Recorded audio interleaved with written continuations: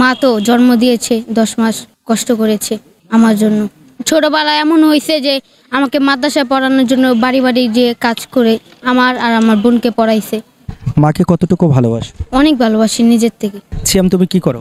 আমি আগে মাদ্রাসায় পড়তাম, তারপর হঠাৎ করে আমার আব্বু আর মার সাথে ডিভোর্স হয়ে গিয়েছিল। তারপর আমি আর মাদ্রাসায় পড়ালেখা করি না, নানির কাছে থাকতাম। আব্বু আর মায়ের ডিভোর্স কেন হলো? মাকে অনেক অত্যাচার করতো, এই জন্য মা আব্বুকে ছেড়ে চলে গিয়েছে। এখন মা থাকে কোথায়? মা এখন থাকে যে 12 গলিতে। তুমি কি মায়ের সাথেই থাকো? না, আমি আব্বুর সাথে থাকি। বাবা কি বিয়ে করেছে? হ্যাঁ করেছিল, যে মহিলাকে বিয়ে করেছে তার একটা স্বামী আছে, ওই স্বামীর কাছে আবার চলে গিয়েছে। বাবাকে কি প্রশ্ন করেছো কখনো যে আমার মাকে কেন ছেড়ে দিলা? করেছিলাম, কিন্তু কি কয় তোর মা বিদেশ করে আমাকে ছেড়ে চলে গিয়েছে, এইসব বলেছে। মাকে কতটুকু ভালোবাসো? অনেক ভালোবাসি নিজের থেকে। মা তো জন্ম দিয়েছে, 10 মাস কষ্ট করেছে আমার জন্য। মায়ের সবচাইতে কোন ভালোবাসাটা তোমার বেশি মনে পড়ে? মা ছোটবেলা কত কিছু করতো আমার জন্য। ছোটবেলা এমন হয়েছে যে আমাকে মাদ্রাসায় পড়ানোর জন্য বাড়ি বাড়ি যে কাজ করে আমার আর আমার বোনকে পড়াইছে। পড়াশোনাটা যে করতে পারলা না কার জন্য? আম্মুর জন্য করতে পারলাম না। তোমার পড়াশোনা বন্ধ হয়ে যাওয়ার মূল কারণ কে, তোমার বাবা না মা? মা। ডিভোর্সটা কে দিয়েছে? মা দিয়েছে। তারপর মা কি করে না, নিজের জীবনটা শেষ করবো না, তারপর চলে গিয়েছে আব্বুকে ডিভোর্স দিয়ে। তোমার বাবার কোনো দোষ ছিল না? না, আমার বাবা গাঞ্জা খায় না, মদ খায় না, সিগারেট খায় না, রাজমিস্ত্রির কাম করে।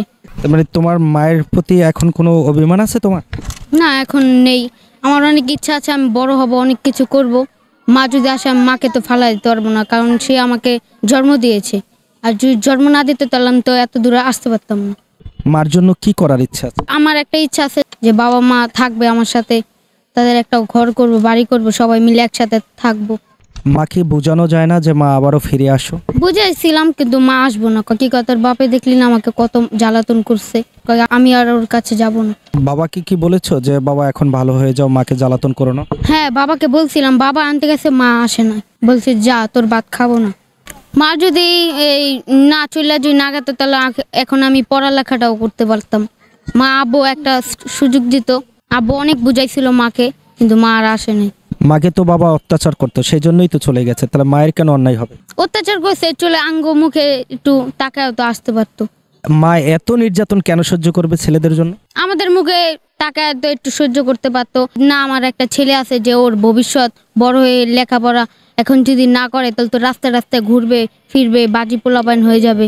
বাজে পোলাপান হয়ে যাবে না ভালো কিছু করবে? ভালো কিছু করব। মাকে তো দেখাতে হবে যে আমি ভালো আছি। হ্যাঁ, মাকে তো দেখাইতে হবে। আব্বু এখন কাজ করে রাজমিস্ত্রির। আমার একটা বোন আছিল, বোনের বিয়ে দিয়ে দিয়েছে দেশে, তো আমি এখন বাবার কাছে থাকি।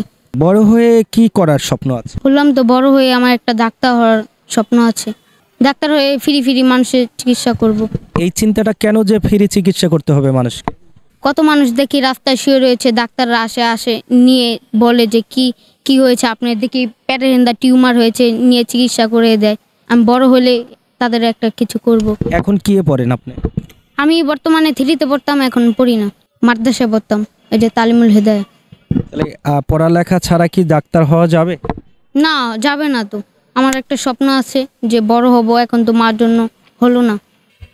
এজন্য মাকেই দায়ী করবে তুমি? হ্যাঁ করব। মা গেলে তো আর এরমটা হতো না যে আমি তারপরও পড়ালেখা করতে পারতাম।